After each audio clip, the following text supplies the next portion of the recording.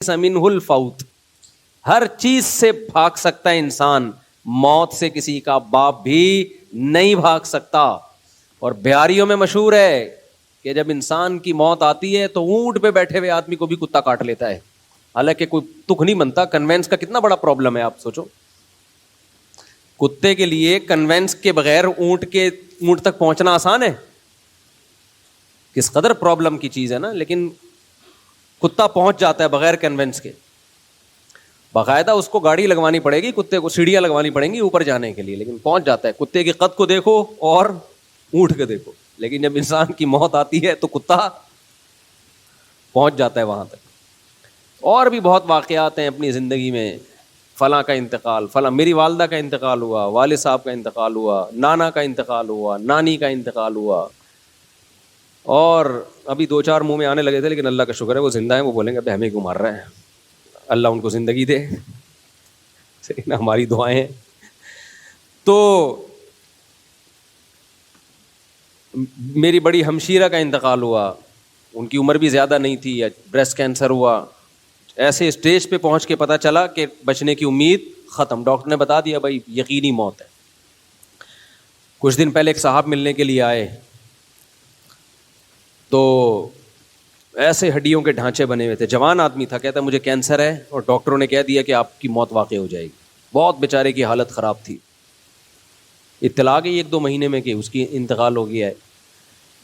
تو بھائی بات یہ ہے کہ موت ایک ایسی چیز ہے جس سے ہم بھاگ نہیں سکتے، سب نے مرنا ہے۔ ڈاکٹر کیا کہتے ہیں آپ دیکھیں یوٹیوب پہ جب سرچ کریں نا، اینٹی ایجنگ، بڑھاپے سے روکنے والی دوائیں، بڑھاپے سے روکنے والی خوراک، کہیں بھی یوٹیوب پہ لکھا ہوا ہوگا، فوراً دل چاہتا ہے انسان کلک کرے، یار کون سی چیز ہے جو ہمیں بوڑھا ہونے سے روک سکتی ہے۔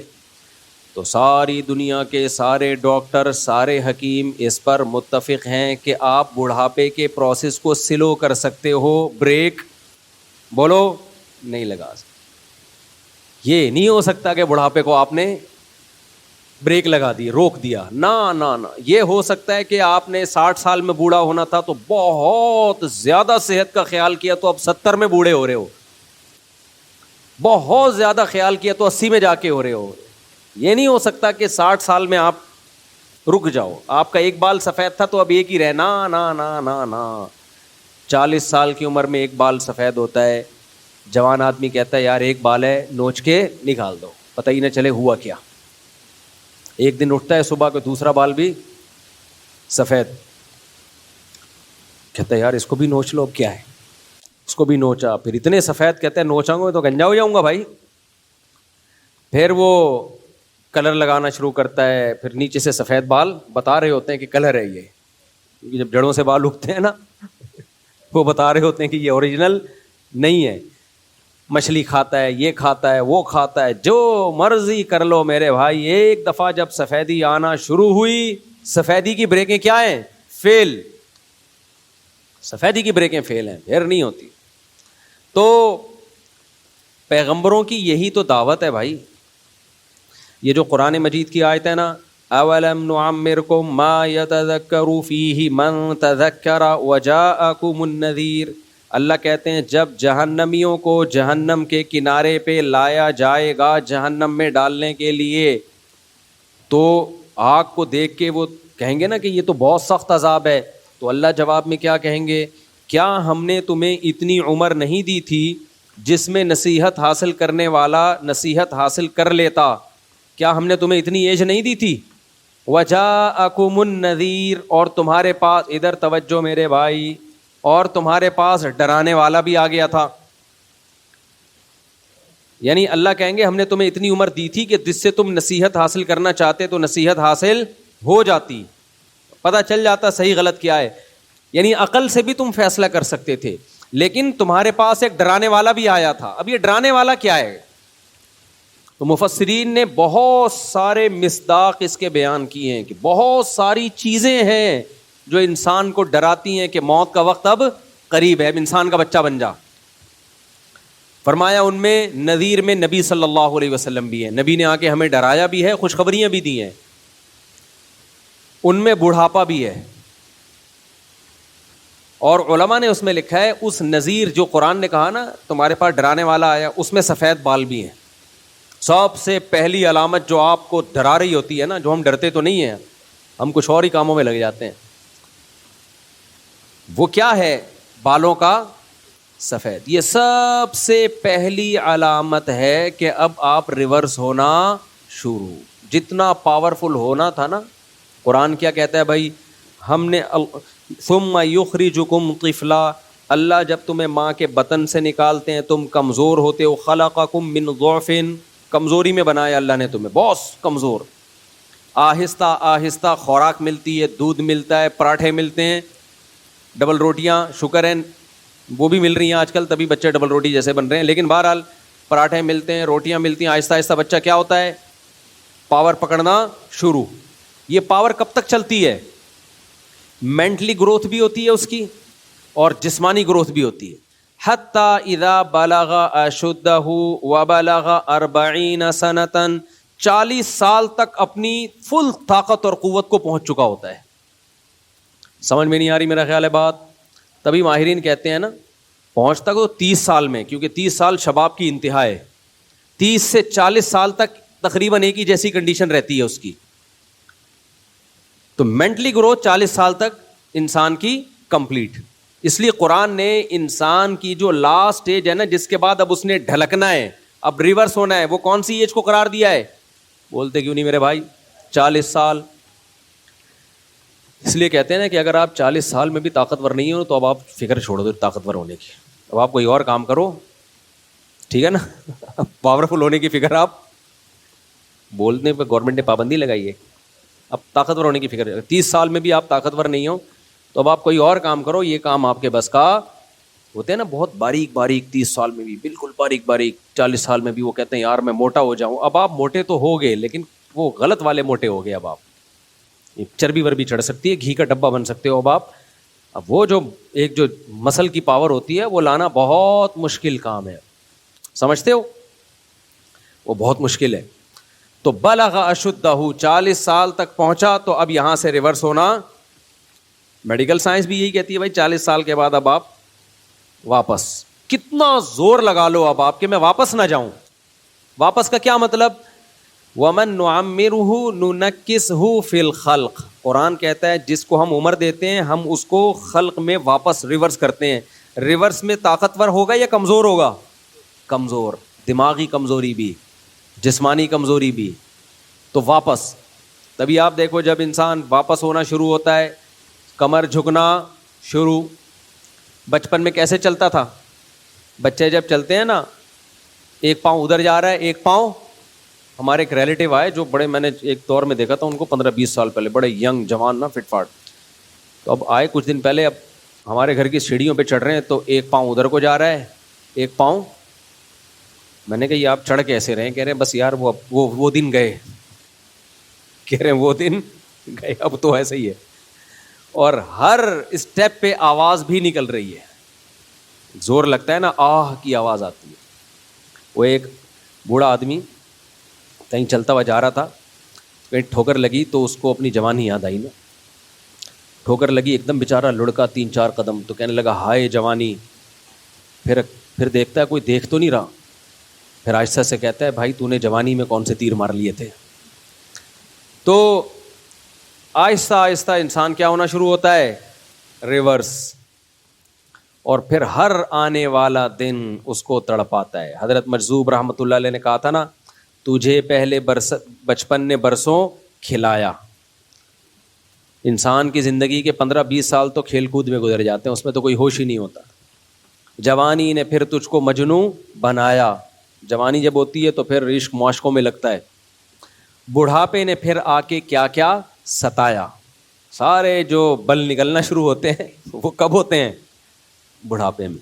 اجل تیرا کر دے گی بالکل صفایا. جب موت آئے گی نا تو اس بڑھاپے کو بھی یاد کرے گا کہ یار کم از کم احساس تو تھا نا, کچھ کھانے پینے کی تھوڑی بہت لذت کا احساس ہو جایا کرتا تھا. تو بھائی اسی کا نام دنیا ہے.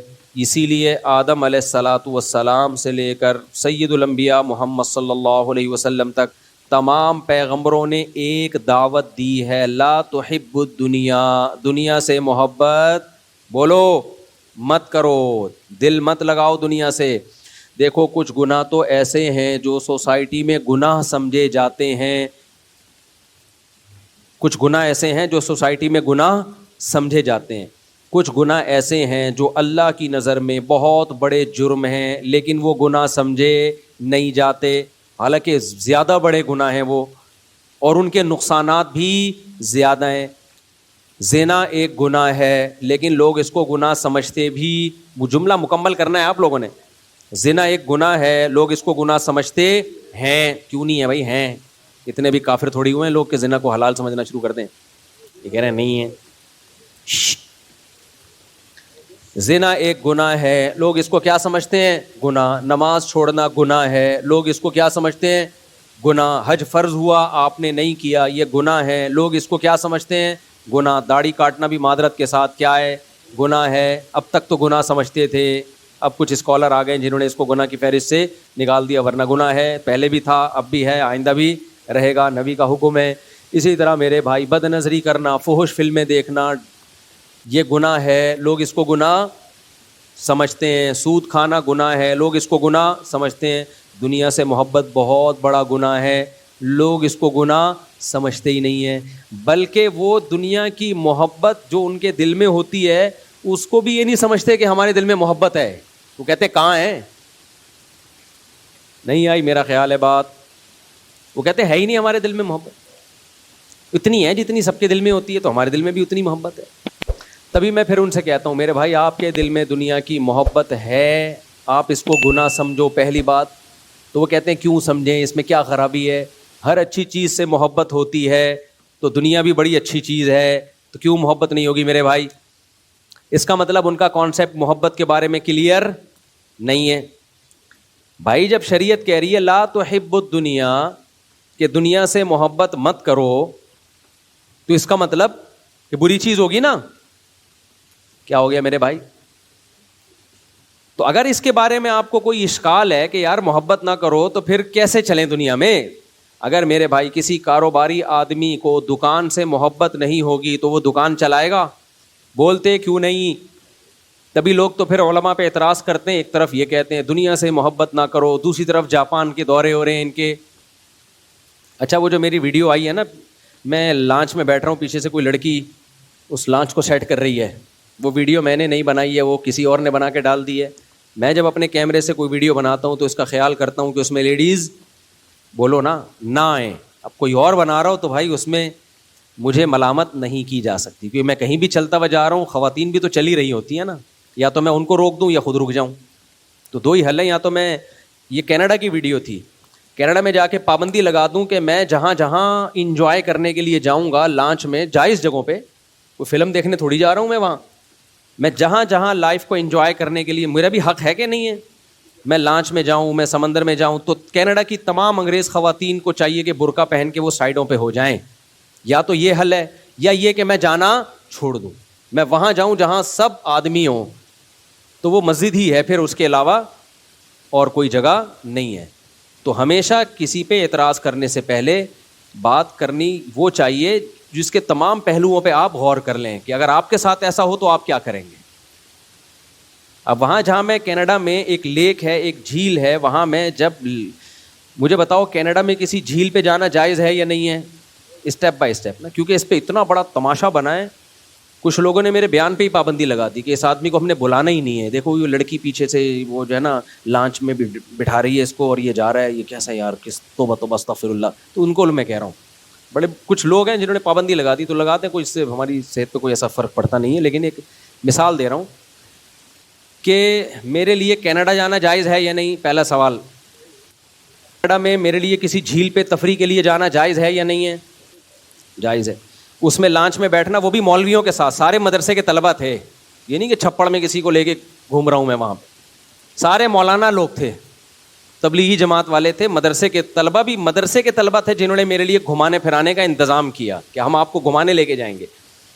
تو لانچ میں انہوں نے مجھے, مولویوں نے بٹھایا, سارے دائیں بائیں مولوی, وہ نظر نہیں آ رہے, نظر کون آ رہی ہے ان سب کو, ایک لیڈی نظر آ رہی, تو ٹھرکی تو یہ لوگ ہوئے. اچھا خیر, تو ان مولانا نے مجھے لانچ میں بٹھایا, میرے لیے اس لانچ میں بیٹھنا جائز تھا یا نہیں تھا؟ وہ لانچ کا اور اس پورا سیٹ اپ کا انتظام انگریز خواتین کے پاس تھا.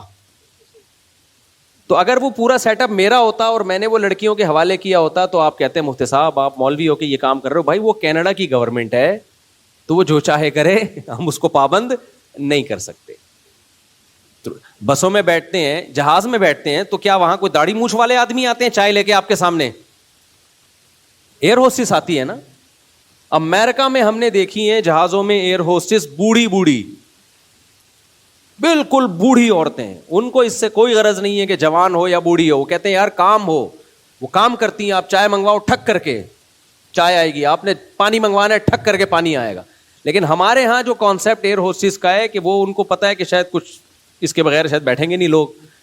واللہ عالم, واللہ میں کسی پہ الزام نہیں لگا رہا, لیکن بہرحال تو اب آپ کو جہاز میں بیٹھنا اس لیے جائز نہیں ہے کہ وہاں ایئر ہوسٹس چائے لے کے آتی ہے, تو بھائی پھر تو کہیں بھی بیٹھنا جائز نہیں آپ کے لیے, کہیں بھی جانا جائز نہیں ہے.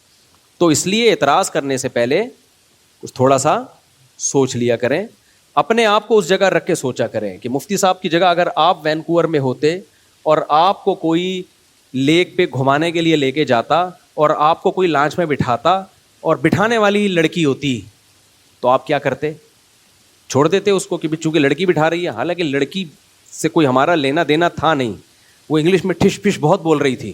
جب زیادہ اس نے میرے ساتھ انگلش بولی ہے نا تو میں نے ایک دوست سے بولا, میں نے کہا پنجابی میں پتہ نہیں کیا کیا بول رہی ہے, اس کو بولے انگلش میں بات کرے میرے سے. خیر میں نے کہا گھنٹے سے پنجابی میں پتہ نہیں کیا کیا بول رہی ہے, اس کو بولو تمیز سے کس میں بات کریں, انگلش میں. اس کو نہیں سمجھ میں آیا کہ میں نے کیا کہا. خیر اپنی بے عزتی چھپانے کے لیے میں نے کہا یہ, کیونکہ انگلش بولے جا رہی تھی اتنی فاسٹ, تو اس لیے میں نے پھر مذاق میں اس سے کہا کہ میں نے کہا اس کو بولو یہ پنجابی چھوڑ کے میرے سے کس میں بات کرے. آپ لوگ کی سمجھ میں نہیں آیا تو اس کی کیا سمجھ میں آیا ہوگا. خیر تو اعتراض تو لوگ کرتے چلے جا رہے ہیں. تو ہاں یہ ایک اعتراض بنتا ہے کہ ایسی ویڈیو جس میں اس طرح سلیو لیس ڈریس میں کوئی لڑکی ہو, ایسی ویڈیو یوٹیوب پہ نہیں ڈالنی چاہیے. یہ اعتراض بالکل درست ہے. تو اس کا جواب یہ کہ وہ میں نے نہیں ڈالی, وہ کسی اور نے بنا کے ڈال دی ہے. اور ایک اور بات سے بات چلتی ہے, یہ جو میری آج کل بہت زیادہ ویڈیوز آ رہی ہیں ٹک ٹاک پہ, یوں چلتا ہوا جا رہا ہوں, پھر یوں دائیں دیکھ رہا ہوں, پھر کلاس میں جا رہا ہوں, یہ میں نہیں بنا رہا, نہ مجھے یہ طرز عمل پسند ہے. اب ہر آدمی کے ہاتھ میں موبائل ہے. میں کلاس میں جاتا ہوں, کوئی طالب علم بنا رہا ہوتا ہے, میں نیچے جامعۃ الرشید کے پارک میں چائے پی رہا ہوں, وہاں سے کوئی طالب علم بنا رہا ہے, ہم روک روک کے تھک گئے ہیں, ابھی آہستہ آہستہ اس کو کنٹرول کر رہے ہیں. لیکن یہ کام میں نہیں کرتا, اور میں طلبہ سے کہتا ہوں یہ فنکاروں پہ, اداکاروں پہ یہ چیزیں سوٹ کرتی ہیں. اسٹائل مارنا, گاڑی میں بیٹھ رہے ہیں, گاڑی سے اتر رہے ہیں, پھر یوں جا رہے ہیں, پھر یوں اسٹائل مارا, یہ ایکٹروں پہ کے کام ہے. یہ علماء کے پہ سوٹ یہ چیزیں نہیں کرتی. تمیز سے زندگی گزارو, جو یہ شو بازی چھوڑ دو. تو یہ بھی میرا ٹک ٹاک پہ کوئی اکاؤنٹ ہے ہی نہیں, ٹک ٹاک پہ میرا کوئی اکاؤنٹ نہیں ہے. تو یہ سب لوگ کر رہے ہیں اپنے چینلوں کو گرو کرنے کے لیے, مجھے استعمال کیا جا رہا ہے کہ یوں آ رہے ہیں, یوں جا رہے ہیں, ایسے اسٹائل مار رہے ہیں. یہ میں نہیں کر رہا. خیر ہم اپنے اصل موضوع کی طرف آتے ہیں. تو میں یہ عرض کر رہا تھا میرے بھائی کہ دیکھو دنیا سے محبت یہ جرم ہے. اب سوال یہ پیدا ہوتا ہے کہ اگر دنیا سے محبت جرم ہے, اچھا دیکھو جتنے بھی گناہ ہیں نا وہ ڈپریشن پیدا کرنے میں اتنے معاون مددگار نہیں ہیں. دنیا سے محبت ایک ایسا گناہ ہے جو سب سے زیادہ اسٹریس اور ڈپریشن پیدا کرتا ہے. یہ کچھ گناہ ایسے ہیں نا جس کی سزا انسان کو دنیا میں ملتی ہے. کیا خیال ہے بھائی؟ ہیروئن پیو گے, آخرت میں ٹھکائی بعد میں ہوگی, دنیا میں سزا پہلے. وہ کیا سزا ہے؟ تھوڑے دنوں میں ہڈیوں کا ڈھانچہ بن جاؤ گے, کالا رنگ ہو جائے گا, منہ سے بدبو آئے گی, مرے ہوئے ملو گے کسی پائپ کے برساتی نالے کے اندر سے. یہ دنیا کی سزا ہے. کیا خیال ہے؟ جسم تڑپتا ہے, خراب ہوتا ہے. تو کچھ جرم ایسے ہیں جن کی سزا آخرت میں بعد میں ملے گی, دنیا میں پہلے جیسے نشے ہیں, جو نشہ کرتے ہیں ان کو دنیا میں بھی برباد ہو جاتے ہیں. ڈپریشن میں بہت زیادہ, یعنی ڈپریشن سے مراد دماغ خراب ہونا, جب نہیں ملتی تو پریشان ہوتے ہیں. تو ایسے ہی خوب اچھی طرح سمجھو, دنیا کی محبت ایک ایسا جرم ہے جس کی اللہ دنیا میں سزا دیتے ہیں. وہ سزا کیا ہے؟ ڈپریشن, اسٹریس, بے سکونی. اس لیے اگر اپنی زندگی کو خوشیاں بھری بنانا چاہتے ہو نا, جنت تو آخرت میں بعد میں ملے گی. دنیا کو اگر جنت بنانا چاہتے ہو تو اللہ رسول نے جو حکم دیا کہ دنیا سے محبت نہ کرو, اس حکم میں اللہ رسول کو فالو کرو. سمجھتے ہو کہ نہیں سمجھتے؟ اب سوال وہ گھوم پھر کے آتا ہے کہ بھائی یہ کیسے ممکن ہے کہ ہم دنیا سے محبت نہ کریں؟ اگر نہیں کریں گے تو دنیا کما سکتے ہیں پھر ہم کیا؟ بھائی انسان کو جس چیز کی طرف اٹریکشن ہوتی ہے اسی چیز کی طرف جاتا ہے, یا جس کی طرف اٹریکشن نہ ادھر جائے گا؟ ارے مجھے ایک بات بتاؤ, 2 رشتے آئے آپ کے لیے, ایک چڑیل کا رشتہ آیا اور ایک خاتون کا رشتہ آیا, کس کی طرف جاؤ گے؟ چڑیل کی طرف جاؤ گے, حالانکہ وہ بھی تو لیڈیز ہی ہے, صرف جنات کی لیڈیز ہے وہ. جنات میں لیڈیز کو پیار سے کیا کہا جاتا ہے؟ چڑیل. ان کا پیار چڑیل, ایسے پیار سے یہی کہا جا رہا ہے, تو سو تو نفرت سے کیا کہا جاتا ہوگا؟ جنات میں کسی کو پیار سے چڑیل کہا جاتا ہے, تو سوچو نفرت سے کیا کہا جاتا ہوگا. خیر, تو جنات کی الگ دنیا ہے. تو سوال یہ پیدا ہوتا ہے کہ بھائی جب اٹریکشن ہی نہیں ہوگی تو دنیا کی طرف ہم جائیں گے کیسے؟ جب جائیں گے نہیں تو کمائیں گے نہیں, جب کمائیں گے نہیں تو ہم تو ننگ دھڑنگ بھوک سے مر جائیں گے, کسی کام کے دنیا میں نہیں رہیں گے. تو خوب سمجھ لو, ہر فیلڈ میں جو الفاظ ہوتے ہیں ان الفاظ کا مطلب الگ ہوتا ہے. ہر فیلڈ میں نا, دیکھو ہر فیلڈ کی ایک الگ ٹرم ہوتی ہے, اصطلاح ہوتی ہے. مثال کے طور پر, بھائی بچوں شور نہ کرو, بہت شور کی آوازیں آ رہی ہیں اوپر سے, کوئی سنبھالے یار بچوں کو ذرا اوپر سے, بہت زیادہ شور کی مسلسل آوازیں آ رہی ہیں اوپر سے. اب دیکھو ادھر مثال کے طور پہ حکیم لوگ کہتے ہیں یہ چیز ٹھنڈی ہے, یہ چیز گرم ہے. انڈا کیا کہتے ہیں حکیم لوگ, ٹھنڈا ہوتا ہے گرم ہوتا ہے؟ گرم ہوتا ہے بھائی, انڈا گرم ہوتا ہے. اب آپ نے فریج سے انڈا نکالا, بالکل یخ ٹھنڈا تھا وہ, آپ نے کھایا, پیٹ خراب ہو گیا, حکیم کے پاس گئے, حکیم نے کہا کہ میں نے تمہیں کہا تھا گرم چیزیں مت کھانا. آپ کہیں گے حکیم صاحب میں نے تو فریج سے نکال کے کھایا, بالکل ٹھنڈا جما ہوا انڈا تھا. تو حکیم کہے گا آپ کھوپڑی کا علاج پہلے کرائیں, پیٹ کا علاج کیا کہتے ہیں بعد میں کرائیں. کہے گا بھائی ہم جب کسی چیز کو کہتے ہیں ٹھنڈا گرم تو اس کا مطلب وہ والا ٹھنڈا نہیں ہوتا کہ ٹیمپریچر کے لحاظ سے, وہ نارمل جب ٹھنڈا کا لفظ استعمال ہوگا تو اس سے ٹیمپریچر مراد ہوتا ہے. لیکن جب حکیموں کی ٹرم میں کوئی لفظ استعمال ہوگا تو ٹھنڈے کا مطلب کھیرا, ککڑی, سبزیاں, کدو, یہ ٹھنڈے ہیں. انڈا ہے, مچھلی ہے, اس طرح کی چیزیں وہ کیا کہلاتی ہیں؟ گرم کہلاتی ہیں. اس میں اختلاف ہے حکیموں کا کہ مچھلی گرم ہے یا ٹھنڈی ہے. بہرحال ہم نے کیا کرنا ہے, ہم تو کھاؤ, ہم اس چکر میں نہیں پڑتے کہ ٹھنڈا ہے کہ. ایک لکھنؤ والا جو ہے نا, لکھنؤ والا, وہ گیا کسی پھل والے کے پاس اور کہنے لگا آپ کے ہاں, اچھا وہ بیچارہ جو ریڑھی لگا کے کھڑا ہوا تھا وہ پنجابی تھا, پنجاب سے تعلق تھا اس کا, وہ اردو سے کیا, اس کو لکھنؤ والوں کی اردو سے کیا.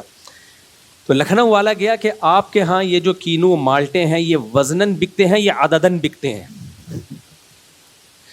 وزن کا مطلب تول کے بکتے ہیں یا درجن کے حساب سے, عدد کے لحاظ. یہ آپ کے ہاں وزنن بکتے ہیں یا عددن بکتے ہیں؟ اس نے کہا نہ وزنن نہ عددن, دنادن بکتے ہیں. دنادن لینے ہیں لو, نہیں تو پتلی گلی سے نکلو. سمجھ رہے ہو کہ نہیں؟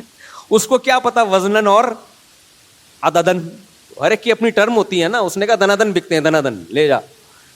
تو جیسے حکیموں کی اپنی ٹرم, میڈیکل سائنس کی اپنی ٹرمز ہوتی ہیں. ایک لفظ میڈیکل سائنس میں اس کا مطلب کچھ اور ہوتا ہے, لیکن عام زبان میں اس کا مطلب کچھ اور. شریعت میں بھی ایسے ہے.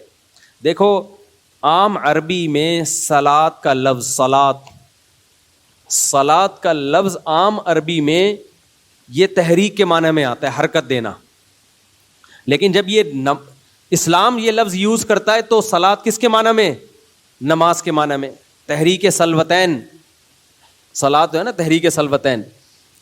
تو قرآن میں جب یہ لفظ استعمال ہوا صلی یصلی سے, تو دعا کے معنی میں. اللہ کی طرف جب نسبت ہوگی کہ اللہ صلاۃ پڑھتا ہے تو کیا مطلب؟ رحمت بھیجتا ہے. دعا کے معنی میں بھی نہیں, رحمت بھیجنے کے معنی میں. جب بندوں کی طرف نسبت ہوگی یا ایھا الذین آمنوا صلوا علیہ, دیکھو صلو کا معنی ہم کہتے ہیں نماز پڑھو, لیکن قرآن کہہ رہے ہیں صلو علیہ, نبی پر نماز پڑھو کا لفظ ہو سکتا ہے یہاں پہ؟ نہ, نبی کے پر درود بھیجو. تو بندے کی طرف نسبت ہو رہی ہے مطلب درود بھیجو, اللہ کی طرف نسبت ہوتی ہے مطلب رحمت بھیجتا ہے.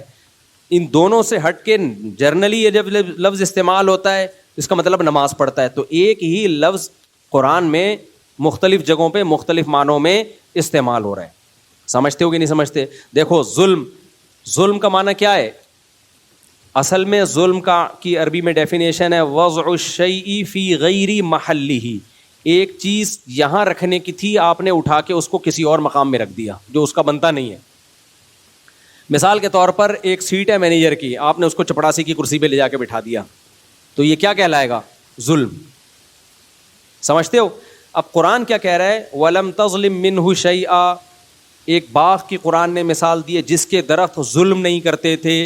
ارے بھائی درخت کیسے ظلم کرے گا؟ وہاں ظلم کا مطلب کیا ہے؟ نقص، پھلوں میں کمی، پھلوں میں کمی. صحابہ کرام نے نبی صلی اللہ علیہ وسلم سے پوچھا کہ اللہ تعالیٰ کہتے ہیں کہ جس نے نیک اعمال کیے اور ولم یلبسوا ایمانہم بظلم، اپنے ایمان کے ساتھ ذرا بھی ظلم نہیں کیا، وہ جنت میں جائے گا، جہنم سے وہ بچے گا. تو یا رسول اللہ ہم تو نیک اعمال کرتے ہیں مگر ذرا بھی ظلم نہ کیا ہو، ایسا تو نہیں ہوتا؟ کہیں نہ کہیں پوری زندگی میں تھوڑا بہت ظلم تو انسان سے ہو جاتا ہے نا. کیا خیال ہے بھائی؟ تھوڑا بہت ظلم زیادتی تو ہو جاتی ہے. تو نبی نے فرمایا یہاں ظلم کا مطلب شرک ہے. تم دیکھتے نہیں قرآن میں آتا ہے ان الشرک لظلم عظیم، شرک بہت بڑا ظلم ہے. تو یہاں ظلم کا وہ مطلب نہیں جو عام مطلب ہے، بلکہ یہاں ظلم کا مطلب کیا ہے؟ شرک، کہ جو ایمان لایا، نیک اعمال کی اور ذرا بھی شرک نہیں کیا. کیونکہ ذرا سا بھی شرک کر لیا تو سب برباد، ساری نیکیاں کیا ہو جائیں گی؟ برباد. تو اس سے پتہ چلتا ہے بھائی کہ قرآن کی میں ہی ایک لفظ مختلف جگہوں پر مختلف معنی میں استعمال ہو رہا ہے. تو ہمیں پتہ کیسے چلے گا کہ کون سا لفظ کس معنی میں ہے؟ بھائی جو بول رہا ہے نا اس سے پوچھو کہ آپ کی نظر میں اس لفظ کا مطلب اس وقت کیا ہے. سمجھتے ہو کہ نہیں سمجھتے؟ تو ہم شریعت سے پوچھتے ہیں. اتنی لمبی چوڑی تقریر جو میں نے کی نا آپ کو یہ سمجھانے کے لیے کہ جب شریعت کہتی ہے دنیا سے محبت نہ کرو، تو محبت کا وہ مطلب نہیں ہوتا جو فوراً ہمارے ذہن میں آ رہا ہے.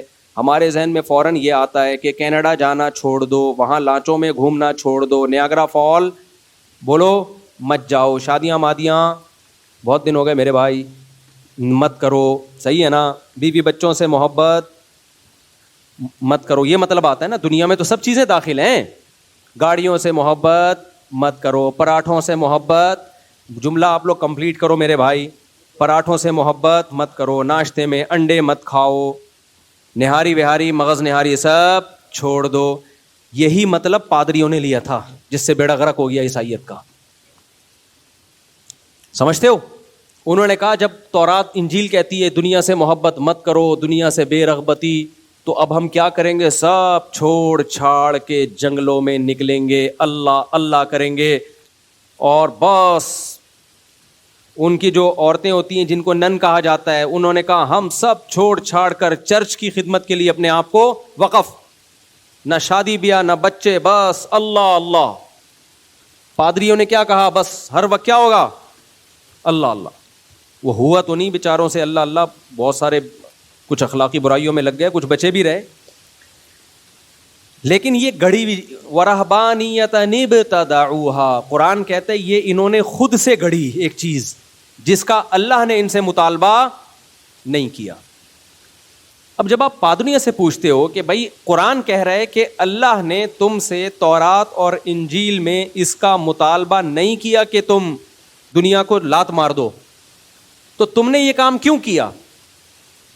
تو وہ جواب میں کیا کہتے ہیں؟ تورات اور انجیل میں جگہ جگہ ہے دنیا سے دل مت لگاؤ، دنیا سے دل مت لگاؤ. تو ہم جواب میں کیا کہیں گے؟ بھائی جس اللہ نے دنیا سے دل لگانے سے منع کیا اسی اللہ سے پوچھا جائے گا نا اے اللہ دل نہ لگانے کا مطلب کیا ہے؟ جو حکیم آپ کو کہہ رہا ہے کہ ٹھنڈی چیزیں کھاؤ گرم چیزیں نہ کھاؤ، اس حکیم سے پوچھو گے نا گرم سے کیا مراد ہے؟ کیا خیال ہے بھائی؟ ہاتھ لگا کے دیکھ کے ٹھنڈی ہو یا ہاتھ لگانے سے گرم کا پتہ چل رہا ہو؟ وہ کہے گا نا نا نا، پوری لسٹ بنا کے دے گا آپ کو، یہ چیزیں گرم چیزیں ہیں، یہ چیزیں ٹھنڈی چیزیں، یہی ہوگا کہ نہیں ہوگا؟ تو اللہ تعالیٰ نے بھی جتنی بھی آسمانی کتابیں ہیں جن میں ہمیں دنیا سے محبت کرنے سے منع کیا ہے، ان میں اللہ نے خود ایکسپلین کیا ہے کہ اس کا مطلب کیا ہے. پہلی بات قرآن سے ہمیں پتہ چلتا ہے کہ پیغمبروں سے کبھی گناہ نہیں ہو سکتا.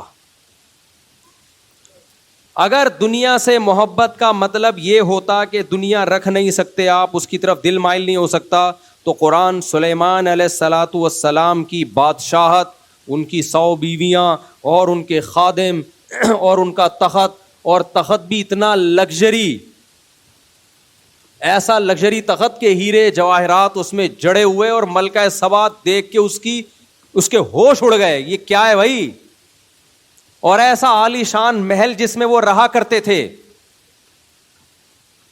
تو دنیا کی محبت کا اگر یہ کانسیپٹ ہوتا جو پادریوں نے بنایا, تو اس تصور میں کیا سلیمان علیہ السلام پورے اترتے ہیں؟ آپ لوگ, مجھے لگ رہا ہے اب سب بھول بھلائیاں ہو گئے, جو بیان سننے کے آداب تھے وہ سب ختم ہو گئے, بھول گئے. جب نہیں ہو تو نہیں بولنا ہے آپ نے, ہاں ہو تو ہاں بولنا ہے, گردن ہلانی ہے, یوں کرنا ہے. کچھ مجھے رسپانس دیں گے تو مجھے لگے گا کہ کچھ آپ لوگ میرے ساتھ, میں نے پراٹھا نہیں کھایا تو آپ نے تو کچھ کھایا ہوگا نا. تو دوسری بات یہ کہ فطرت اللہ التی فطر الناس علیہا, اللہ کہتے ہیں اسلام انسان کی وہ فطرت ہے جس فطرت پہ اللہ نے انسان کو پیدا کیا. تو انسان کی فطرت مرغوب چیز دیکھ کے ہٹنا ہے یا اس کی طرف جانا ہے؟ جانا ہے. تو اسلام کیسے روک سکتا ہے ایک ایسی چیز سے جو آپ کی نیچر کے خلاف ہو؟ کیسے روک سکتا ہے بھائی؟ تو محبت کا مطلب کیا ہے؟ سوال یہ پیدا ہوتا ہے نا پھر, بھائی مفتی صاحب آپ خود بتا دو کہ جس دنیا سے ہمیں اللہ نے محبت سے منع کیا اس کا مطلب ہے کیا؟ وہ والا مطلب تو نہیں ہے جو پبلک سمجھ رہی ہے. دیکھو, محبت کا مطلب ہے محبت ہی ہے, لیکن اس کا ایک خاص معیار ہے کہ اتنی لیگل ہے اتنی اللیگل ہے. اس کوانٹٹی سے زیادہ ہوئی. پائلٹ جب جہاز میں سوار ہوتے ہیں نا, میں تو پائلٹوں سے بھی بڑی سلام دعا ہے میری, تو میں پائلٹوں سے پوچھتا رہتا ہوں کیا خدا نخواستہ پائلٹ اگر پی کے آ گیا, ہمارے پائلٹ تو نہیں پیتے مسلمان پائلٹ, لیکن بہت سارے جو غیر مسلموں کے پائلٹ ہیں وہ تو پی کے بھی بیٹھتے ہیں نا. تو آدمی جب جہازوں میں بہت سفر ہوتا ہے تو اس کو ڈر ہوتا ہے کہ یار ان لوگ کو تو پینے کی عادت ہے, پتہ چلا پائلٹ صاحب 2 بوتلیں پی کے زیادہ آ گئے اور جہاز الٹا ہو گیا, وہ سمجھ رہے ہیں سیدھا ہے, حالانکہ وہ خود الٹے ہیں. یہ بھی خطرہ ہوتا ہے نا کہ پائلٹ نے پی لی اور سمجھ رہا ہے کہ میں الٹا ہوں, تو اپنے آپ کو سیدھا کرنے کے چکر میں کوئی بھروسہ نہیں ہوتا پینے کے بعد کیا حالت ہوتی ہے. تو میں نے ایک پائلٹ سے پوچھا, میں نے کہا دنیا میں لا کیا؟ وہ کہتے ہیں بھائی لا یہ ہے کہ اس کوانٹٹی سے زیادہ اگر الکوہل کی مقدار آپ کے بلڈ میں ہو تو آپ کو سزا ہوتی ہے. ڈرائیونگ میں بھی یہ اصول ہے, وہ چیک کرتے ہیں وہاں جگہ جگہ, آپ نے دیکھا ہوگا امریکہ کینیڈا وغیرہ میں نا, وہ پولیس والا آتا ہے, پتہ نہیں کوئی آلہ لگا کے چیک کرتا ہے, اس کو فوراً پتہ چل جاتا ہے 2 ڈھکن زیادہ تو نہیں پی اس نے کہیں. پورے ڈھکن ناپے ہوئے ہوتے ہیں, 3 ڈھکن الاؤ ہیں, 4تھا ڈھکن تو ان کا پورا حساب کتاب. ہم اس کو ڈھکن سے تعبیر کرتے ہیں, ان کا کوئی خاص کوانٹٹی یا یونٹ ہے ان کے ناپنے کے. ڈھکن میں جو مزہ ہے بولنے میں وہ یونٹ میں تھوڑی ہے. تو وہ ایک پورا ان کا ایک یہ ہے بھائی اتنی لیگل ہے, اس سے زیادہ اللیگل ہے. تو وہ کہتے ہیں شراب الاؤ نہیں ہے, تو مطلب ان کے یہ نہیں ہوتا کہ الاؤ ہی نہیں ہے, مطلب اتنی کوانٹٹی سے زیادہ الاؤ نہیں. آپ کو لائسنس جب ملتا ہے تو آپ کی نظر ٹیسٹ کی جاتی ہے, یعنی کی جانی چاہیے, چاہتی نہیں ہے. نابیناؤں کو بھی بعض دفعہ مل جاتا ہے ہمارے یہاں. تو اس میں یہ ہے کہ بھائی اس حد تک تو برداشت کر لیں گے, چشمے سے ریکوری ہو جائے گی, ایک لمٹ ہے, اس سے زیادہ اگر نظر خراب ہے, 2 کے 4 نظر آ رہے ہیں آپ کو, سگنل لے کے آپ سمجھ رہے ہو کتنے پولیس والے کھڑے ہوئے آگے, 4 یا تو مسائل ہوں گے نا. آپ سمجھ رہے ہو کہ یہ والا اصل ہے, اس کو بچانا ہے, حالانکہ وہ آپ کو نظر آ رہا ہے. یعنی آپ نے جس کو جھوٹی موٹی کا سمجھ کے اس کو ٹکر مار دی, آپ کا خیال تھا یہ تو مجھے نظر آ رہا ہے, اصل میں وہ والا ہے جس کو بچانا ہے میں نے, حالانکہ اصل یہ تھا. وہاں سے گزار دیتے آپ گاڑی, بہت ساری پرابلم ہو سکتی ہے نا. تو اس لیے گورنمنٹ نے ایک لا بنایا ہے بھائی اس حد تک تو ٹھیک ہے, اس سے زیادہ نظر خراب ہوگی لائسنس نہیں ملے گا آپ کو. تو ہر چیز میں شوگر ہے, بلڈ پریشر ہے, ہر چیز میں ایک معیار ہے اور ہر ادارے کا الگ معیار ہے. فوج کا معیار ذرا زیادہ اونچا ہوتا ہے, پھر اس کے بعد پولیس کا معیار ہے وہ تھوڑا سا کم, رینجرز کا اس سے کم, پولیس کا اس سے کم, ایسے ایسے یہ سیٹ اپ چلتا ہے. تو میرے بھائی جب اللہ میاں ہم سے کہتے ہیں کہ دنیا سے دل نہ لگاؤ تو دل لگانے کا بھی اللہ کے ہاں ایک معیار ہے. ایک حد تک دل لگانا یہ نہ صرف جائز بلکہ زندگی گزارنے کے لیے ضروری, لیکن اس کی ترغیب دینے کی اس لیے ضرورت نہیں ہے کہ وہ خود بخود لگے گا. کبھی آپ نے کسی کو بھوک لگ رہی ہو, آپ اس کو روٹی کے فضائل نہیں سناتے کہ دیکھ جب شدید بھوک لگ رہی ہو تو روٹی کھا لینی چاہیے. وہ کہے گا آپ کے مشورے کے بغیر بھی میں یہ کام کر لوں گا, آپ کو فنٹر بننے کی ضرورت نہیں ہے, میرا دل چاہ رہا ہے. تو اس لیے شریعت میں دنیا سے دل لگانے کے فضائل کہیں بھی نہیں ہے, کیونکہ وہ تو خود بخود لگتا ہے, نیچرل ہے. پابندیاں لگائی ہیں کہ بھائی یہاں تک لیگل ہے, لیکن یہ ضرور بتا دیا کہ جتنا لیگل ہے اس کو انلیگل سمجھنا حرام ہے. جتنا لیگل دل لگانا ہے نا اتنا کیا ہے, لیگل ہے. اس پہ اگر کوئی پابندیاں لگاتا ہے تو وہ اللہ کی حدود کو کراس کرنے والا ہے. تبھی اسلام نے جس اہتمام سے قرآن نے ہمیں یہ بتایا کہ اللہ کے حرام کو حلال نہیں کر سکتے, اتنے ہی اہتمام سے اللہ نے یہ بھی بتایا کہ اللہ کے حلال کو حرام بھی نہیں کر سکتے. پابندی ہے. لوگ ہم سے آگے پوچھ رہے ہوتے ہیں نا,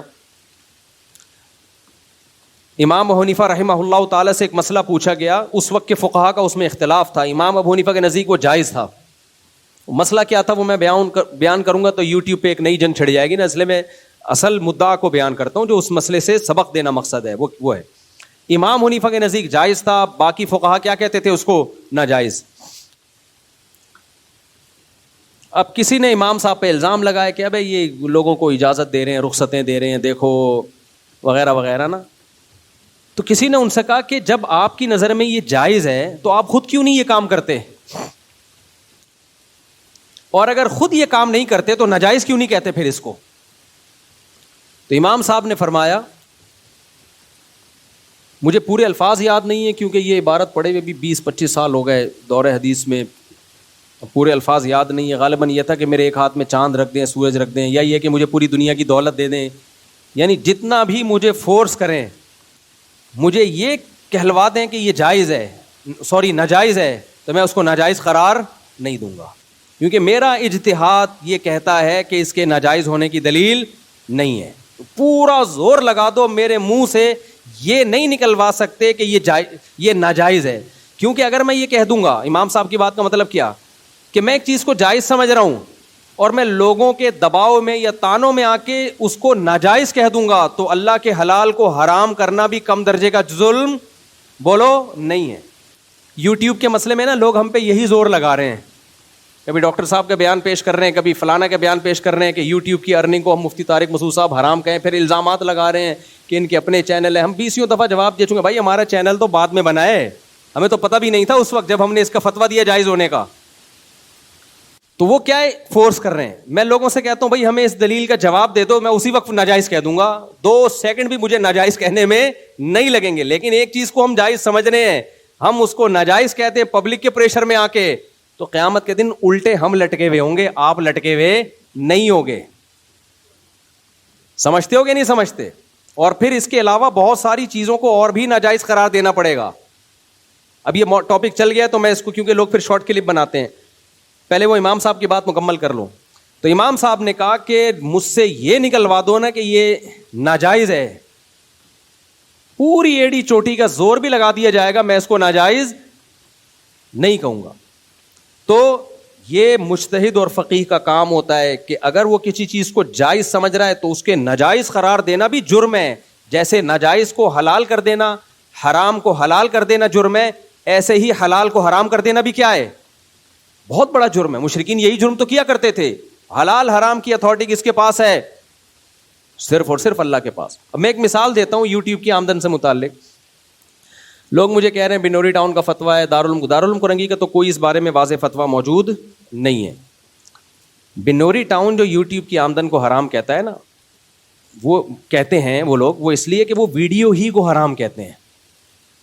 یہ جو ہماری ویڈیو بن رہی ہے یا علماء کی ویڈیوز آ رہی ہیں, وہ اسی کو تصویر میں داخل سمجھتے ہیں. تو اگر آپ ان کے اس فتوے کو فالو کرتے ہو تو پھر پورا فالو کرو. آپ پھر ویڈیو ہی کو حرام سمجھو, یوٹیوب کی میں کسی بھی کانٹینٹ کو حرام سمجھو آپ.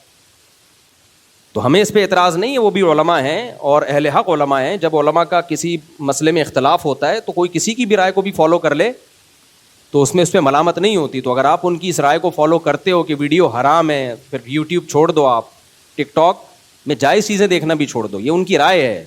تو جب ان کی یہ رائے ہے تو پھر تو وہ یوٹیوب کا سارا سیٹ اپ ہی ان کے نزدیک ناجائز ہو گیا نا. ہمارے ہاں تو جو فتویٰ دے رہے ہوتے ہیں نا یوٹیوب کی آمدن حرام ہے, وہ یوٹیوب پہ آ کے ہی دے رہے ہوتے ہیں. تو بنوری ٹاؤن کی نظر میں تو یہ عمل ہی ناجائز ہے, یوٹیوب پہ آنا ہی ناجائز ہے. آپ کا بات سمجھ میں. دوسری بات یہ مسئلہ ویسے ابھی بیان کرنے کا تھا نہیں, اچھا بھلا ہمارا دنیا کی محبت پہ بیان چل رہا ہے, پھر یہ یوٹیوب کو میں نے گھسیٹ دیا. یہ جمعے کی نماز کے بعد میں بیان کروں گا تاکہ ہمارا ٹاپک جمعے کی نماز کے بعد سوال جواب کا سیشن ہوگا, اس میں یوٹیوب کی آمدن کا ٹاپک چھیڑوں گا. ابھی نہیں چھیڑوں گا میں, کیونکہ پھر میرا جو اچھا بھلا ایک بہترین ٹاپک چل رہا ہے وہ رہ جائے گا. سمجھتے ہو کہ نہیں سمجھتے؟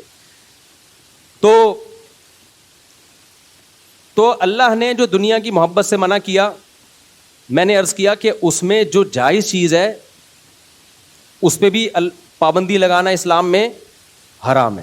کوئی نہاری کھا رہا ہے, کوئی بریانی کھا رہا ہے, کوئی دیکھ کے ڈھکن دیکھ سے جب آپ بریانی کا ڈھکن ہٹاتے ہیں اس کی خوشبو سے انجوائے کر رہا ہے, تو کوئی گورنمنٹ کی طرف سے بھی اور اللہ کی طرف سے بھی اس پر پابندی نہیں. ہمارے حضرت مفتی رشید احمد صاحب رحمہ اللہ تعالیٰ کو اللہ نے بہت دولت دی تھی. تو ہمارے جب میری والدہ اور ہمارے گھر کی خواتین گئیں حضرت کے گھر نا, بیان ہوتا تھا تو حضرت کی اہلیہ سے ملی تو انہوں نے بہت سونا پہنا ہوا تھا. ہمارے حضرت کی اہلیہ نے گولڈ بہت پہنا ہوا تھا. اور بھی بہت ساری خواتین گئیں تو وہ سب آ کے کہنی بھائی یہ مولانا ہیں, ان کی بیگم نے اتنا گولڈ پہنا ہوا ہے, یہ کس ٹائپ کے مولانا ہیں؟ سمجھ میں آ رہی ہے؟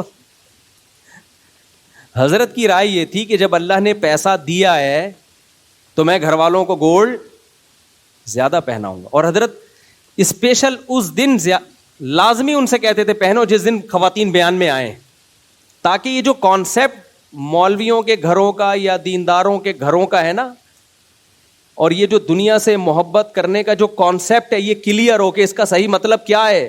اللہ نے اگر دولت دی ہے, نبی صلی اللہ علیہ وسلم نے ارشاد فرمایا, صحیح حدیث ہے, ان اللہ یحب ان یرا اثر نعمتہ علی عبدہ. میں پورے آپ کہہ سکتے ہیں مفتی صاحب حدیث کا ریفرنس نمبر نہیں دے رہے بھائی جان, ہم پوری عربی کی حدیث پڑھ کے سنا رہے ہیں آپ کو, پوری عربی کی حدیث پڑھ کے سنا رہے ہیں نا. آپ گوگل پہ ٹھک کر لکھو, ٹھک کر کے آ جائے گی. لکھنے میں ٹائم ہوگا, آنے میں ٹائم نہیں لگے گا. پوری حدیث عربی میں پڑھ کے سنا رہا ہوں. ان اللہ یحب ان یرا اثر نعمتہ علی عبدہ. اس حدیث کا شان ورود کیا ہے؟ ایک صحابی نبی صلی اللہ علیہ وسلم کی خدمت میں آئے, پرا گندا لباس, بال بھی بکھرے ہوئے. ہم ہوتے نا جو ہم نے اسلام کا ایک کانسیپٹ بنایا ہوا ہے اپنی کھوپڑی میں, ہم کہتے بزرگ صرف یہی ہے. آج ایک ہم نے بزرگ دیکھا کپڑے بھی صحیح نہیں پہنے ہوئے اور بال بھی کیا ہیں, میلے کچیلے اور بکھرے ہوئے. ہماری نظر میں کانسیپٹ کیا ہے؟ تبھی روحانی عامل جتنا میلا ہوگا نا اتنا زیادہ چلے گا. پھر روحانی عاملوں پہ آ گیا میں, اللہ معاف فرمائے. روحانی عامل جتنا گندا, جتنی انگوٹھیاں اس کی ہوں گی نا, بالکل چھچورے نہیں جیسے لیڈیز پنا, اس میں انگوٹھیاں 6 4 انگوٹھیاں یہاں ڈالی ہوئی ہوں گی, منہ میں پان, بڑی بڑی مونچھیں اور میلا بدبو, جتنا اور جتنی الٹی باتیں کرے گا جو سمجھ میں ہی نہ آئے. ان کے چینل آپ دیکھ لو, ان کے یوٹیوب پہ بیان سنو روحانی عاملوں کے, نہ سر نہ پاؤں, پتہ ہی نہیں چلتا بیان بول کیا رہا ہے. یہ پتہ نہیں مستنڈے بنے ہوئے لوگ بیٹھے ہوئے ہوتے ہیں, اور علماء مفتیان کرام بیٹھے ہوئے ہوتے ہیں اس کے سامنے, ایسے عاملوں کے سامنے مفتیان کرام بیٹھے ہوئے. وہ میں ان سے پوچھتا ہوں سمجھ میں آ رہا ہے؟ کہہ رہے ہیں بہت اوپر کی باتیں ہیں, بہت اوپر کی, کتنی بہت. اچھا عاملوں کی ایک اور آپ کو بدماشی بتاؤں میں. جب آپ کسی عامل کے پاس جائیں گے نا تو وہ آپ کی آنکھوں میں آنکھیں نہیں ڈالے گا, تھوڑا سا کنارے پہ دیکھے گا یوں. جیسے آپ ہے نا, آپ آئے میرے پاس اور اللہ نہ کرے میں عامل ہوں تو میں تھوڑا سا سائڈ پہ دیکھوں گا یوں. یہ ایک اسٹائل ہے ان کا, یہ ایکٹنگ ہے, ایسے کریں گے. یہ پھر یہ شو کرتے ہیں ہم آپ کے ہمزاد سے بات کر رہے تھے. یہ شو کرتے ہیں کہ ہم آپ کے موکل سے یا آپ کے ہمزاد سے بات کر رہے تھے, تو اس سے ہم نے اندازہ لگا لیا آپ پہ کیا ہے. ٹوٹل فراڈ ہے یہ, سمجھ لو ایکٹنگ ہے, کچھ بھی نہیں ہے. تو اس لیے جتنا میلا کچیلا عامل ہوگا نا مارکیٹ میں اتنا زیادہ ہٹ ہوگا وہ. خیر اور جتنی لمبی لمبی پھینکے گا، ہمزاد موکل، کہہ رہے ایک آپ ہو، ایک آپ کا ہمزاد ہے. بھائی جب کوئی ایسی بات کرے آپ بولو ٹوٹل میں یہی ہوں جتنا ہوں نا، کوئی ہمزاد میرے ساتھ نہیں ہے، کوئی موکل میرے ساتھ نہیں ہے، میں ٹوٹل جو ہوں پیدا اکیلا ہی ہوا تھا اور ٹوٹل اتنا ہی ہوں میں. باقی وہ جو حدیث میں آتا ہے ہر انسان کے ساتھ ایک جن ہے، ایک فرشتہ ہے، وہ یہ ہمزاد نہیں ہوتے. وہ جن انسان کو شیطان ہے جس کو جن سے تعبیر کیا ہے، وہ برائیوں کی ترغیب دیتا ہے اور فرشتہ دل میں نیکی کے خیالات ڈالتا ہے. اس کا عاملوں سے کوئی تعلق نہیں ہے، اور عاملوں کو وہ فرشتے اور جنات لفٹ بھی نہیں کراتے. وہ تو اللہ نے ہر ایک کے ساتھ رکھا ہوا ہے. وہ تو برائیوں کی ترغیب دے گا، فرشتہ نیکیوں کی ترغیب دے گا، وہ دل پہ اثر ڈالتے ہیں اس کا. باقی ہم ٹوٹل یہی ہیں، ٹھیک ہے نا، ہمارے ساتھ الگ سے مزید کوئی چیز نہیں ہے. ہاں جب شادی ہوتی ہے تو ایک چیز لگ جاتی ہے آپ کے ساتھ جس کو بیگم کہا جاتا ہے، وہ پھر پوری زندگی کے لیے آپ کے ساتھ ہمیشہ کے لیے لگ گئی. تبھی میں کہتا ہوں کہ باہر جب جو لوگ جاب کے لیے جاتے ہیں بیگم کو ساتھ لے کے جایا کرو. وجہ اس کی یہ کہ اللہ نے کہا وصاحبتہ وبنیہ، اللہ نے بیوی کو صاحبہ کہا ہے، ساتھ رہنے والی. ماں کو بھی صاحبہ نہیں کہا، باپ کو بھی صاحبہ نہیں کہا، بھائی کو بھی، بہن کو بھی، اولاد کو بھی نہیں. بیوی کو کیا کہا؟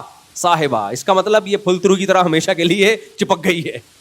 خواتین کو غصہ آتا ہے میرے لفظ پہ، لیکن بھائی میں تو تعریف میں کہہ رہا ہوں نا، یہ چپک گئی ہے. پھلترو اس لیے کہتا ہوں کہ جو کپڑوں میں بعض دفعہ نا ریشمی کپڑوں پہ ایک دھاگا چپک جاتا ہے، دیکھا ہوگا بعض دفعہ. بچپن میں ایسا بہت ہوتا تھا، تو ہم کیا کرتے تھے، اس دھاگے کو ہٹایا، ہاتھ سے چپک گیا.